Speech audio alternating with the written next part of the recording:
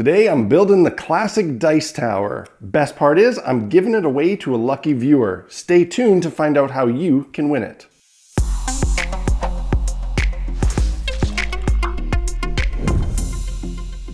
Hey guys, welcome back to another episode of Black Magic Craft. So this episode is again sponsored by the fine folks at Dicebard. I could spend this video talking about all the cool dice that they offer because they do have a lot of cool dice, or I could spend the time talking about the good prices they have on dice because they have pretty good prices on dice, or I could spend all my time talking about how if you make an order at diceboard.com and use the promo code BlackMagicCraft, you get free expedited shipping worldwide. I could talk about all those things, but that's not what I'm gonna do today. Why? Well, the generous folks at Dicebard decided that instead of using this sponsorship spot as a means to just sell more of their product, they instead wanted to capitalize on the opportunity and my audience and use it to raise funds for a cause that they care a lot about. Dicebard wants to use this video to help raise money for the St. Jude Children's Research Hospital. So here's the thing, I'm a Canadian.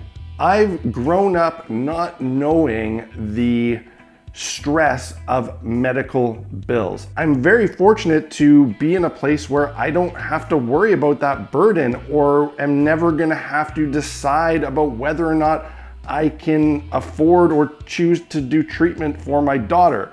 I'm really lucky, but millions and millions of Americans are not so lucky, and some don't have insurance. It can be absolutely crippling to a family to have to think about the financial strain of medical treatment, especially when it's for a child. I can't even imagine what that burden must be like. And that's why it's so great and important that a place like the St. Jude Children's Research Hospital exists. This hospital provides cancer research and treatment to kids who otherwise may not be able to afford it. When families go to this hospital for treatment, they don't pay anything out of pocket, nothing. Not only are the medical bills covered by the hospital, but also travel, flights, accommodation, food, everything, so that these families can focus on the most important thing when they have a child facing treatment, and that is getting well and not worrying about financial stresses. The problem is that in order to operate a facility like this, it's really expensive. This hospital costs something like $2.4 million a day. I can't even fathom that to operate. And the vast majority of the funding for this hospital is from private donations, people like you. And that is why Dicebard wanted to use this opportunity to try to raise some funds for the hospital. Now, how are we gonna do this? One, you could just go to diceboard.com and make a donation. That would be awesome, but it wouldn't be quite as fun, and I want to hype this up a little bit and try to get some extra donations generated. So Dicebard and I decided to hold a contest. Today I'm going to build a dice tower.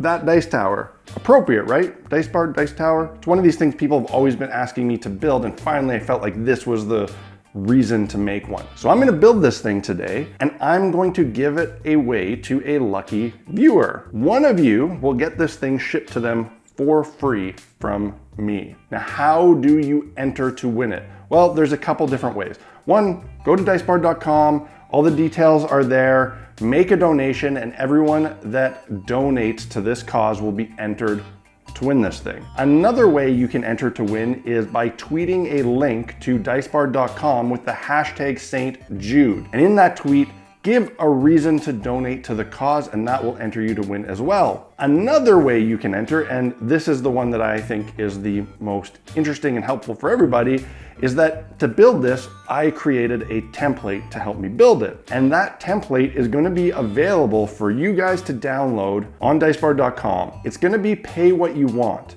And all of the funds that you guys pay what you want to download that template are 100% gonna be donated to the St. Jude Hospital. And everybody who makes a donation by downloading the template will also be entered to win. So that means there's no purchase necessary to enter this contest, and to get some other legal mumbo jumbo out of the way, this contest is void where prohibited, and fees may apply to those of you in Quebec. This contest is going to end on May 30th, and I'm going to announce the winner here in a video on this channel. So good luck. Please throw some money to this hospital. It's a great cause. I know I've been blabbing, and it's not about the build, but I think this is a really important venture. And thanks again to Diceboard for using the sponsorship, not just as an advertisement, but to actually make some good in the world. So cheers, Diceboard.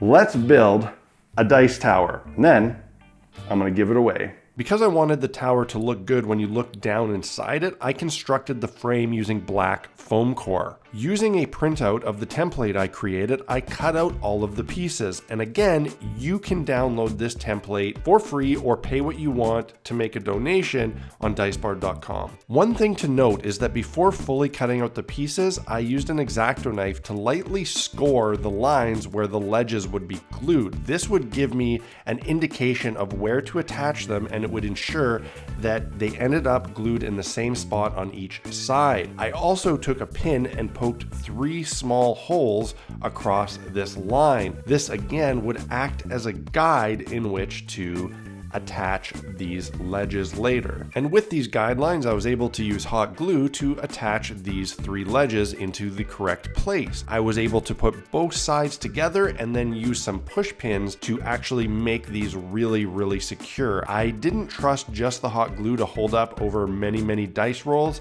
so I used 3 push pins on each side of each ledge to act as a sort of permanent support. The corners of these ledges protruded just slightly past where the back wall should go on. So once they were in place, I just shaved them down flush a little bit with my Olfa knife. And then I could attach the front and back pieces. And if you download this template, you may notice that these pieces are too wide. This is intentional. They are oversized so that you can glue them flush to one side and then cut the other down to the exact size. This way, it leaves you a lot of room for error if you make any mistakes assembling the first few pieces.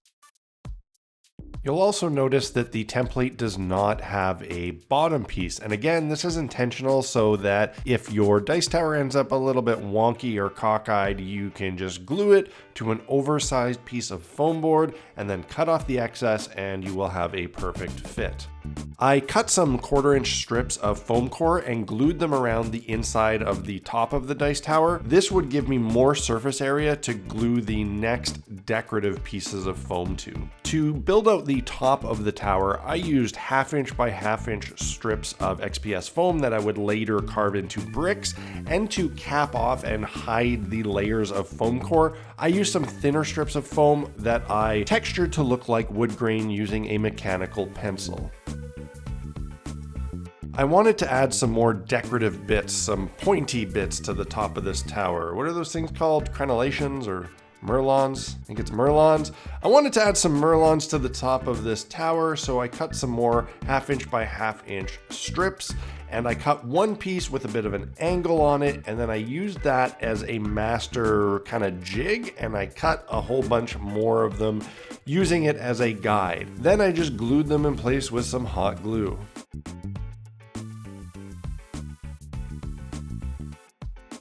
Between these pieces, I wanted to build up a little bit of a wall, so I cut another strip of XPS foam. I think this was more like a 1/2-inch by maybe 3/8 of an inch, textured it with a tin foil ball, and just cut little sections to fit between these points, and just use some PVA glue with a brush to hold them in place. I then proceeded to make all of the cornerstone pieces for the tower, and I did this by cutting another strip of 1/2-inch by 1/2-inch foam, texturing it with the foil, and then cutting 1-inch long bricks. I then did 2 relief cuts to create little L-shaped brick pieces. This way they could properly wrap the corner, and I could glue them all the way up, rotating them from side to side to make that nice offset stacked brick pattern. Once all of the cornerstones were in place, I textured all of these smooth end cuts that were now exposed. I needed something to cap off the top of the rolling tray area, so I just cut some more thin strips of foam, textured them like stone, and glued them in place. It was then time to get to work on the bulk of the bricks. To achieve this, I cut a whole bunch of thin strips of foam of varying thicknesses, and I cut them into varying lengths of brick. The important thing here is that the height of my bricks is exactly half of the height of my cornerstone, so that I would have 2 courses of bricks per cornerstone. I glued these in place using my usual method of brush on PVA or tacky glue, and just worked from the bottom up and all the way around until the whole structure was covered in these bricks. Once in a while doing something like this, your pattern starts to get screwed up and the height of your bricks doesn't stay in line where you would like it to. So if you encounter a problem like this, don't be afraid to just infill little voids with tiny pieces of brick. That kind of randomness will only help the look of the project. Then to protect the piece, I gave it a coating of my signature Blackmagic base coat, which is just Mod Podge and black paint mixed in. This would secure any loose bricks and give the piece a lot more durability. At this point, I noticed a problem, however. I started testing it as an actual dice tower, and I realized that half the time the dice weren't making it all the way out. And this is because I didn't make the opening at the face of this thing big enough, and they would often hit it and bounce back. So in order to correct this, I got my X-Acto knife and I just cut the opening bigger. This is an important lesson. If you notice a problem with your piece mid-build, don't scrap it, don't just run with it, make a correction. Here, at the point when I had already Mod Podged it, I just cut it and made the hole bigger, and after that it functioned much better as a dice tower. I then got to work painting this sucker, and I gave the entire thing a coating in a deep dark gray. I then painted out the smaller bricks using progressively lighter shades of gray using a dry brushing technique. To make the cornerstones and the top pieces stand out and contrast, I painted those out instead with a kind of sandstone tan color. Once that was done, I picked out some individual small stones to also paint with this tan color. I then dry brushed the entire piece using a lighter tan, and this kind of brought the 2 tones of gray and tan together, and plus it's a lot easier to hit the whole thing with the same dry brushing. After that, a little bit of a dry brushing with a ivory white to highlight the very highest points, and after that I painted out the wood timbers on top with a medium brown. Finally, I could complete this piece giving it a black wash, and this is where it really came together. The black wash on top of a kind of sandstone tan color turns it a great shade of gray that I really love. For one final bit of protection, I gave this whole thing a really liberal coating of Minwax polyurethane to help seal it and really protect all the surfaces, because this thing is gonna get abused. Overall, I'm really happy with the way this project turned out. I was able to build the whole thing start to finish in just one day, and as I'm sure you can tell by my voice, I'm feeling pretty sick, and that made the whole project quite a bit harder to get through, but still I was able to bang it out, get it done, and I'm gonna be able to give this thing away to one lucky viewer, and in the process help out a great charity. And to remind you, if you wanna make a donation to the St. Jude's Children's Hospital, you can do so on diceboard.com. You can download the template that I made to build this project and make a donation via that download. anything you can give would be greatly appreciated. And thanks again to my generous sponsors, Diceboard, for picking such a cool way to use a sponsored video. If you need to pick up any of the tools or supplies that I used in this build, you can head on over to blackmagiccraft.ca. There I have my essential equipment store where you can buy all of the stuff that I use to build my project. Those purchases are done through the Amazon affiliate program, and buying that way helps fund these videos. The other way that you can help fund this channel is by supporting Blackmagic Craft on Patreon. The funds from those sponsors is what makes these videos happen every single week. I would love it if you became the newest member of the Blackmagic Craft Fellowship. Joining the fellowship lets you in on the private Facebook group that I run for my Patreon supporters, and it gives you direct access to me where I can help you with your project. Also, Patreon supporters get to see these videos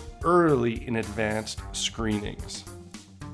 That's it. That's all, guys. I hope you found this video enjoyable and inspiring and useful. If you did, hit that like button and drop me a comment below. If you are not already a subscriber to the channel, please hit that subscribe button. I got tons of content, lots of cool builds that I've done over the past couple of years. Until next week, guys, cheers, happy crafting, happy gaming, and let's raise a ton of money for St. Jude's Children's Research Hospital. Cheers.